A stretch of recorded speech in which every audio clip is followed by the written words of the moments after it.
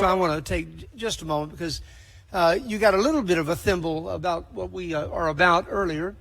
Let me just say, gosh, I'd have to stop and add it up, but about 30 years ago, I was in a high school assembly where a principal asked a question. You may see the seed of the question I asked earlier.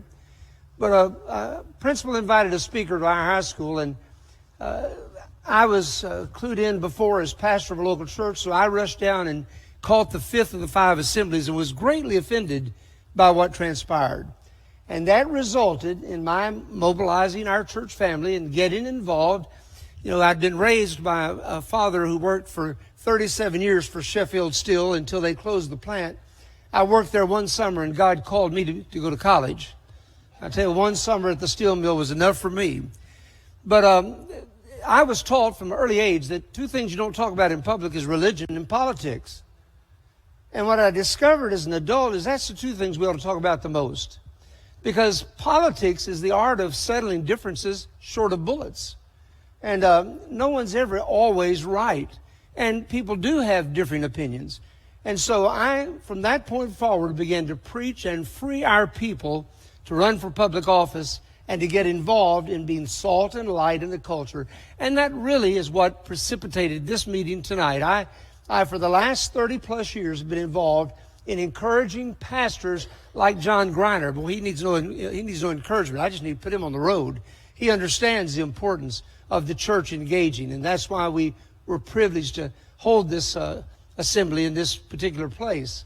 I want to encourage all of you to look into Recover America. You'll discover there that we offer 9 things that every Christian can do. People often say, well, what can I do? What can I do? 9 things we list. And one of the things we unashamedly advance, for $29 a month, that will empower us to educate one pastor in the course of a year and move him from just watching the culture to changing the culture. That's what our ministry is about.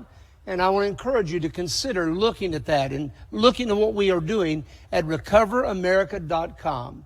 Natalie Pilkinton, I think it is. Natalie, if you'll join me. I'm giving you a hand. I don't know much of a gentleman.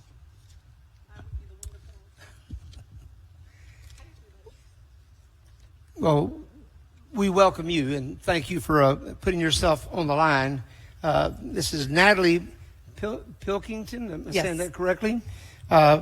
In position 3, Chris Todd is the incumbent, and he is not here tonight. He was invited to come.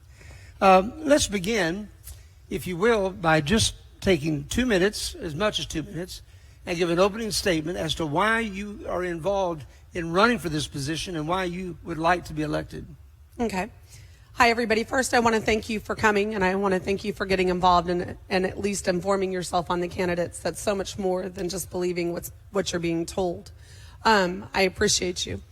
50, 42, and 36. Those numbers, what do they mean? Those are passing rates for Klein ISD. That's award-winning passing rates, and they're being celebrated and touted by the district. 50% reading, 42% math, and 36% writing. I'm running on faith, family, and freedom. It's essential to the American way. We are watching all of our freedoms slip away. I think that it's time to take action, and it's time to turn the ship around. It's going to be a slow process, but I'm ready to fight. We need to raise our expectation of our children. We need to, sorry, I have laryngitis too, by the way, of course. We need to raise our expectation of our children and empower our kids instead of letting them think they can't be something because of this or that.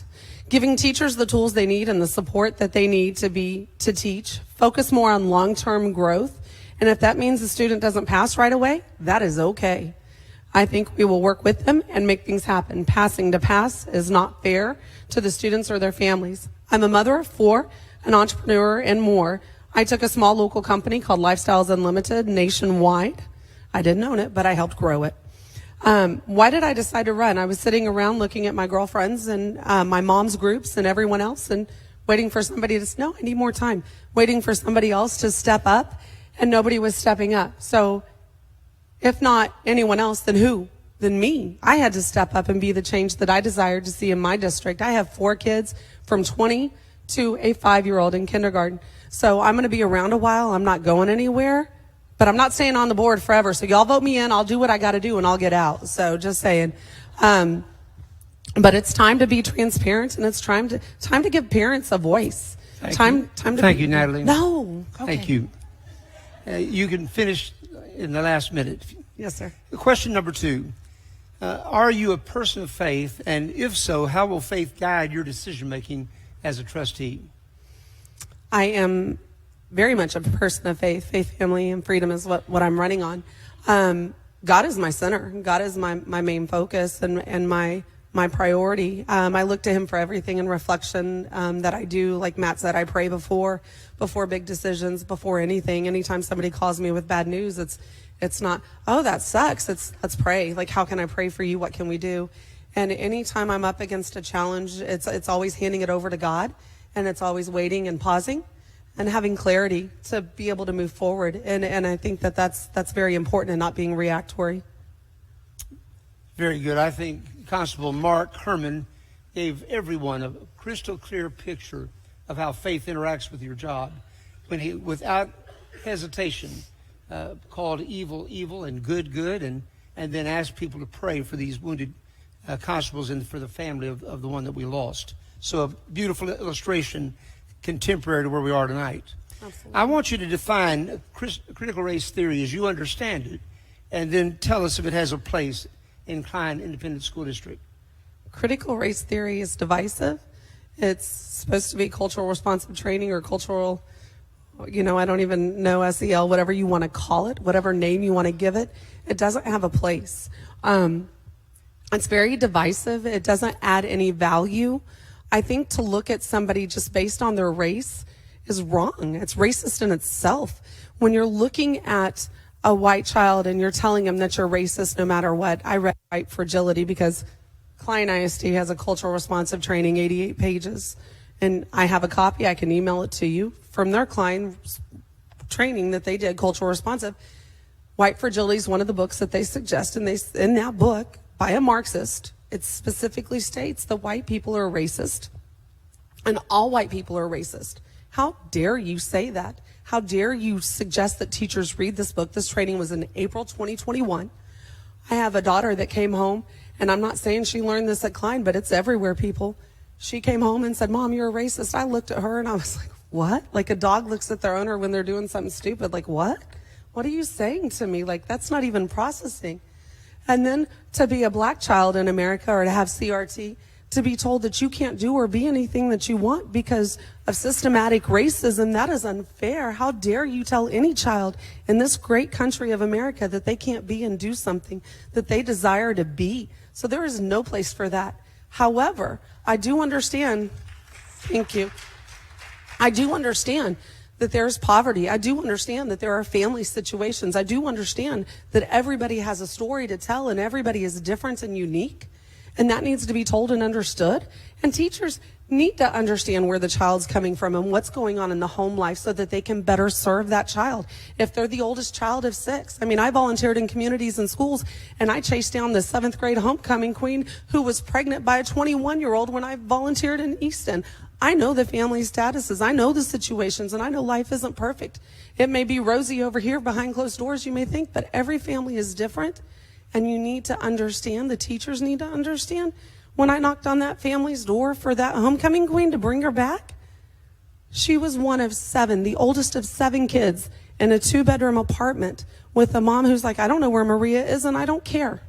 So to get that understanding is different. It's not racial. It's different. Everybody is different.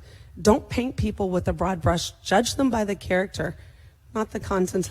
Judge them by the content of their character, not the color of their skin. Thank you, Natalie. In your opinion, what are some of the issues that the school system is facing, and how will you handle those issues? Like Matthew, let me look at my watch. There's a lot of issues. I think overall the district needs an overhaul. I think they've been sweeping so much stuff under the rug that when we move the furniture off the rug and we go to pull that rug back, we are going to have so much crap underneath the rug that it's going to be a lot of cleanup. The district has been very good about not listening to the community. We saw it with Quan LX coming. Those parents went to the district first and gave them a chance to speak and to address the issues that they were having. And I don't know all the details on that. However, people are not being heard in the community, and they're not getting the responses that they need, and it's across the board. The board is too worried about optics and not worried about solutions and not fixing things. Also, we need to go through the budget with a fine-tooth comb. We need to look at things and see what's going on there.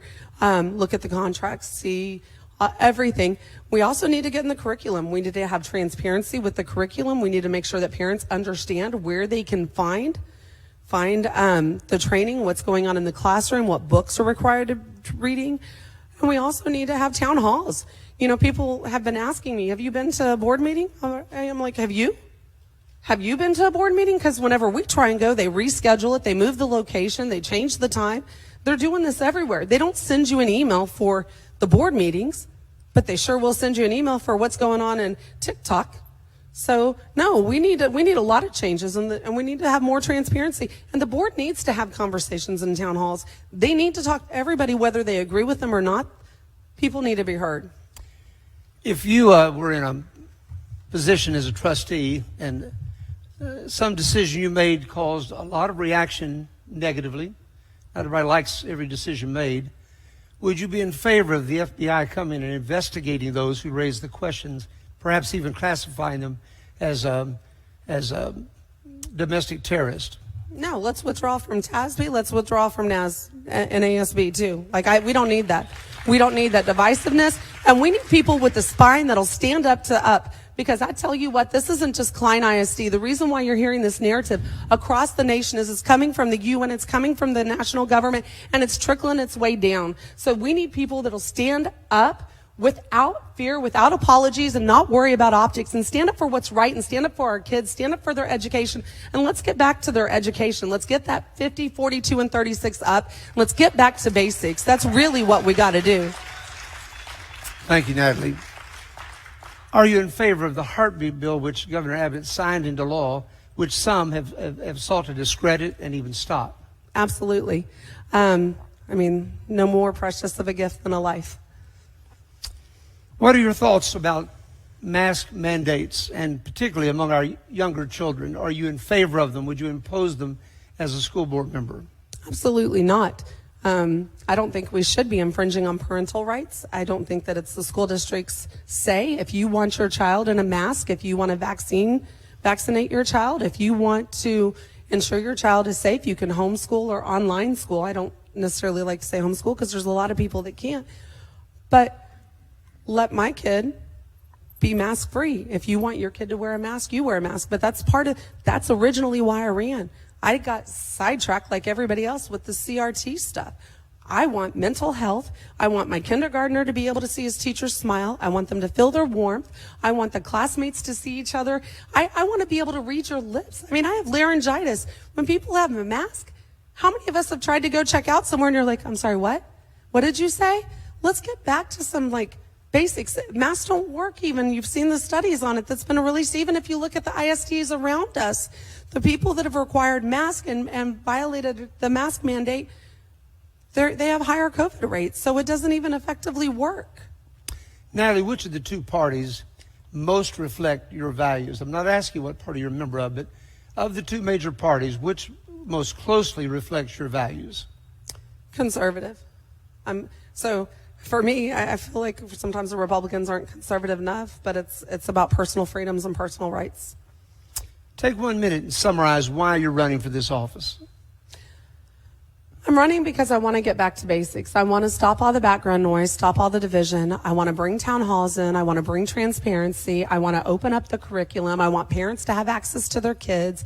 I want the community, whether you're a parent or a taxpayer, I want you to be able to be heard. I don't want you to be gaslighted by the district like we're getting now. We're getting called all kinds of names and everything. And I think it's the most just asinine thing to be gaslighted like we are. All we're doing is asking, hey, Klein, what is this cultural responsive training and why is it here? It was done April 2021.